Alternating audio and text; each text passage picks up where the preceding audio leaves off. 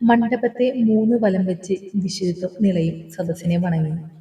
ചുറ്റും നിന്നവരെല്ലാം പൂക്കൾ വിതറി അവരെ അനുഗ്രഹിച്ചു. അടുത്തത് ഫോട്ടോ എടുപ്പാണ്. ആദ്യം കയറി വന്നത് ജിതിനും കുഞ്ഞുമാണ്. അവർക്ക് പിന്നാലെ നീലിമയും.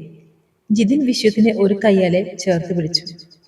നീലിമ നിലയെ മുറുകെ കെട്ടിപ്പിടിച്ചു. സന്തോഷം കൊണ്ട് നീലിമയുടെ കണ്ണൊക്കെ നിറഞ്ഞൊഴുകി.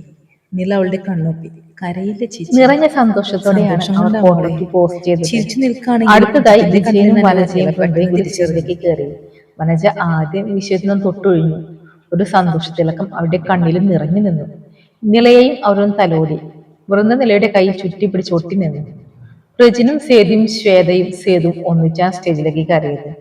സേതിയും കണ്ണു നിറച്ച് നിലയെ കെട്ടിപ്പിടിച്ചു. സ്റ്റേജിലേക്ക് കയറി വന്ന ഓരോരുത്തരും വെറുതെ ഒരു ആശംസ നൽകി പോകാതെ അവരെ നിറഞ്ഞ മനസ്സിലെ ആശീർവദിച്ചാണ് മടങ്ങിയത്. ഇതിനെല്ലാം കാരണം കാർട്ടൂൺ രൂപത്തിൽ ജിതിൻ അവിടെ ഇവിടെ സ്ഥാപിച്ച കുറച്ച് പോസ്റ്ററുകളാണ്. ലിൻഡയ്ക്കൊപ്പം ഇഷ വിവാഹത്തിനും എത്തിയിരുന്നു. വിശ്വജിത്തിന് ഇഷയെ പ്രത്യേകം പരിചയപ്പെടുത്തിയ നില. കല്യാണത്തിന് എത്തിയ വിശ്വത്തിന്റെ വല്യച്ഛന്റെ മോനാണ് ശരിക്കും വണ്ടറടിച്ചു പോയത്. സത്യത്തിൽ ആൾക്ക് നീലിമയോ വായി നോക്കാൻ കൂടെ കൂടിയതായിരുന്നല്ലോ വിശ്വത്ത്. ഇതിനിടയിൽ ഇങ്ങനെയൊരു പ്രണയം ഉടലെടുത്തതും പൂവണിഞ്ഞതും ഒന്നും ആളറിഞ്ഞിരുന്നില്ല എന്നുള്ളതാണ്. സ്വന്തം വിവാഹ സദ്യ നല്ലോണം ആസ്വദിച്ചു തന്നെ നില കഴിച്ചു. ജിതിൻ അവർക്കടുത്ത് നിന്ന് വേണ്ടതൊക്കെ ചോദിച്ച് അവരെ കഴിപ്പിച്ചു. 3 തരം പായസവും നില ഇലയെ വിളമ്പി തന്നെ കഴിച്ചു. 2 പായസത്തിൽ നിർത്തിയ വിഷയത്തിനെ ജിതിൻ നിർബന്ധിച്ച് 3ാമത്തെയും കുടിപ്പിച്ചു. കോളേജിൽ നിന്ന് വിഷയത്തിന്റെ സഹപ്രവർത്തകരും കുട്ടികളും എത്തിയിരുന്നു. പിന്നെ നിലയുടെ ഫ്രണ്ട്സ് എന്ന് പറഞ്ഞ ഒരു വലിയ ഗ്യാങ് തന്നെ ഉണ്ടായിരുന്നു കല്യാണത്തിന്. അവർക്കൊക്കെ നില വിശ്വജിത്ത് സാർ പ്രണയം ഒരമ്പരപ്പായിരുന്നു. അതും കാർട്ടൂൺ പോസ്റ്റ് നൽകുന്ന കഥ കൂടി അറിഞ്ഞപ്പോൾ ആ അമ്പരപ്പ് കൂടി. വിചാരിച്ചതിലും മനോഹരമായി കല്യാണം നടത്താൻ കഴിഞ്ഞതിന്റെ സന്തോഷം അച്യുതനും ജിതിനും നന്ദനും ഒക്കെ ഉണ്ട്. യാത്ര പറയാനുള്ള സമയം ഏതൊരു പെണ്ണിനെ പോലെ നിലയുടെ കണ്ണു നിറഞ്ഞു. ജിതിനെയും നീലിമയെയും അവൾ ഒന്നിച്ചു കെട്ടിപ്പിടിച്ചു. ആ പിടിയൊന്ന് അയച്ചെടുക്കാൻ നന്ദൻ ഇത്തിരി പാടുപെട്ടു. എന്തു പാടേ ഇത്?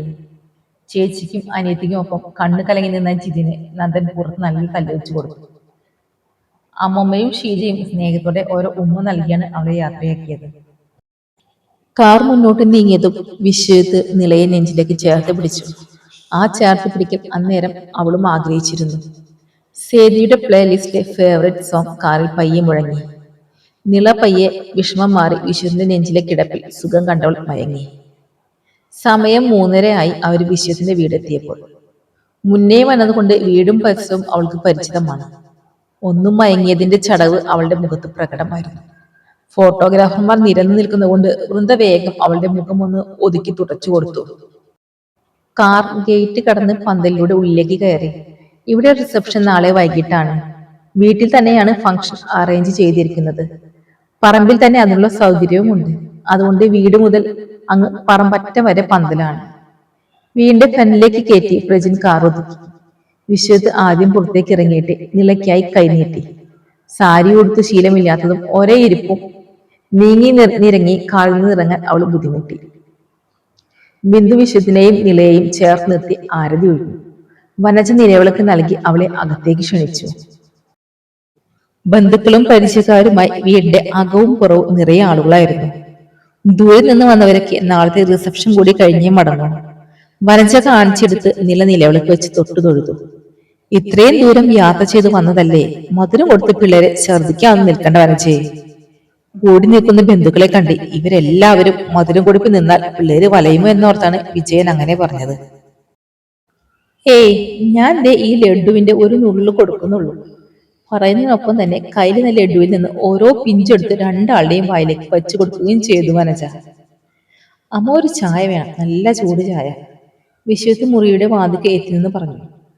മോളും ഒരു ചായ കുടിച്ചിട്ട് പോയി ഡ്രസ്സൊക്കെ ഒന്ന് ചേഞ്ച് ചെയ്ത് കുറച്ചു നേരം കിടന്നു. ബാക്കി സംസാരവും പരിചയപ്പെടലും എല്ലാം പതിയാവാം.